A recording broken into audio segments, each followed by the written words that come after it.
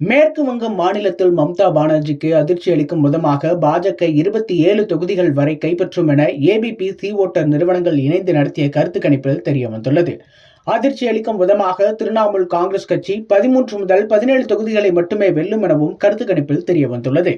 மேற்கு வங்கம் மாநிலத்தில் 42 மக்களவை தொகுதிகளுக்கான தேர்தல் 7 கட்டங்களாக நடைபெற்றது.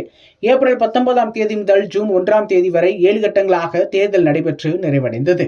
மேற்கு வங்க மாநிலத்தை பொறுத்தவரை மும்முனை போட்டியே நிலவியது. திரிணாமுல் காங்கிரஸ் மொத்தமுள்ள 42 தொகுதிகளிலும் தனித்து போட்டியிட்டது. அதேபோல பாஜகவும் தனித்து போட்டியிட்டன. இந்தியா கூட்டணியில் சிபிஎம், காங்கிரஸ், அகில இந்திய பார்வர்ட் பிளாக், புரட்சிகர சோசலிஸ்ட் கட்சி, சிபிஐ ஆகியவை இடம்பெற்றிருந்தன. இதில் சிபிஎம் 23 தொகுதிகளிலும், காங்கிரஸ் 13 தொகுதிகளிலும் போட்டியிட்டன.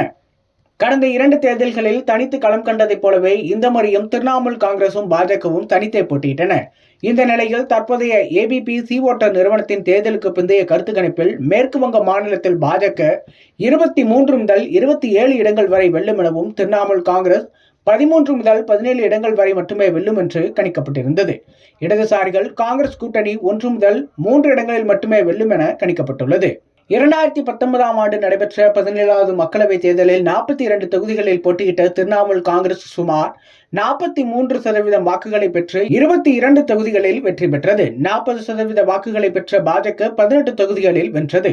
காங்கிரஸ் கட்சி 2 தொகுதிகளில் வெற்றி பெற்றது. ஆனால் சிபிஎம் ஒரு தொகுதியில் கூட வெற்றி பெறவில்லை. 2021 சட்டசபை தேர்தலில் 290 தொகுதிகளில் போட்டியிட்ட திரிணாமுல் காங்கிரஸ் 48% வாக்குகளுடன் 215 தொகுதிகளில் வெற்றி பெற்றது. பாஜக 77 தொகுதிகளில் வெற்றி பெற்றிருந்தது. இந்த நிலையில் மக்களவைத் தேர்தலில் தனது கட்சிக்கு அதிக தொகுதிகள் கிடைக்கும் என மம்தா எதிர்பார்த்து காத்திருந்த நிலையில் தற்போது கருத்து கணிப்பு முடிவுகள் மிகவும் ஏமாற்றத்தை ஏற்படுத்தியிருக்கிறது. அந்த கட்சி பாஜகவை விட மிக குறைவான இடங்களை கைப்பற்றும் என ஏபிபி சி ஓட்டர்ஸ் நிறுவனம் நடத்திய கருத்து கணிப்பில் தெரிய வந்துள்ளது.